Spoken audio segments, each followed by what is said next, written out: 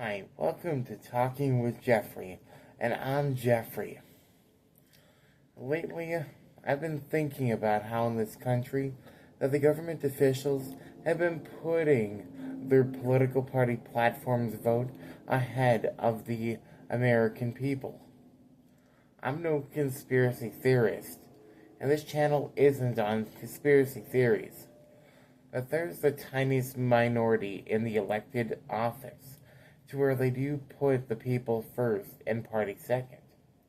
Is so small that it's hard to differentiate them from those that claim to do what's best for our interest as constituents. Their annual salary is paid for by whose income? Our taxable income that we are unfortunately unable to opt out of.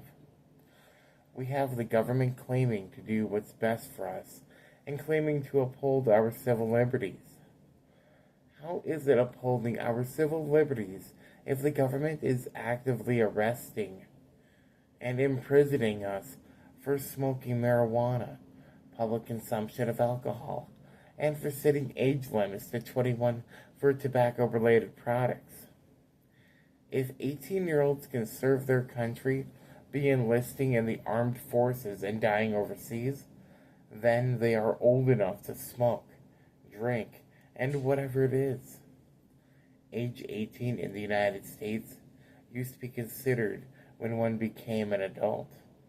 Apparently, now adult, per the government, is anyone that is age 21 or older, and how anyone under the age of 21 is considered a baby that still needs to suck on the bottle. How is the government upholding our civil liberties by trying to pass more gun control legislation instead of tackling the mental illness in our country? With more legislation on gun control, pretty soon the Second Amendment will be null and void, like the amendment that banned alcohol. The common argument for anti-gun crowds is how the gun kills, and with tons of school shootings, that is the basis of the argument. We need to get to the reason behind the mind of each shooter, and the mindset is mental illness that no one wants to just admit. The government would rather do what they do, and that is to make all of us be submissive, to where we are just sheep to the government, to where they can easily disarm us. Want to know why it's very rare, and I mean extremely rare, for third parties to win elected government-seated positions? Because political lobbyists are only interested in the Democratic Party and the Republican Party. The two parties, they bicker and they fight more for their views than they claim to represent for the people. When they only represent their party, it's very, very sad. There are many smart Americans out there, and many of them vote independently. I used to side with a political party. Now I don't. The phrase, "the enemy of my enemy is my friend," I can agree on. Right now, on certain issues in the world, I side with the Democrats, as they are justly calling out some of the abuses of government power from the Republicans. I don't want to say I'm a libertarian, because libertarians, they are near anarchists and see social safety nets as too much government overreach, instead of showing compassion for the less fortunate.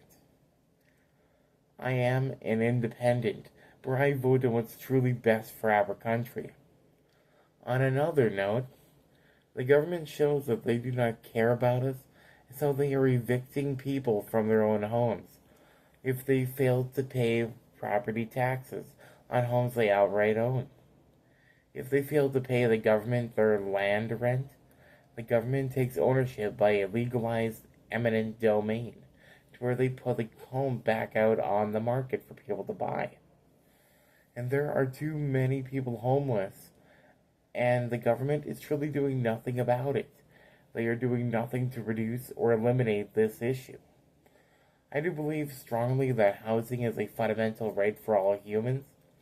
In a capitalist country, I do believe in capitalism, yes, but the government does need to apply a necessary rent control measure to where property owners and landlords cannot increase rent higher and beyond one's 30% monthly income threshold.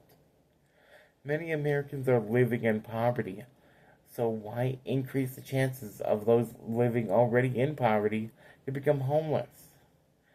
Not everyone has the privilege and ability to start a successful business. Not all have the privilege and ability to obtain a great paying job.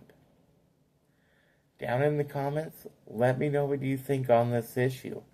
If you enjoyed this, like and subscribe for more. And this has been Talking with Jeffrey. Bye.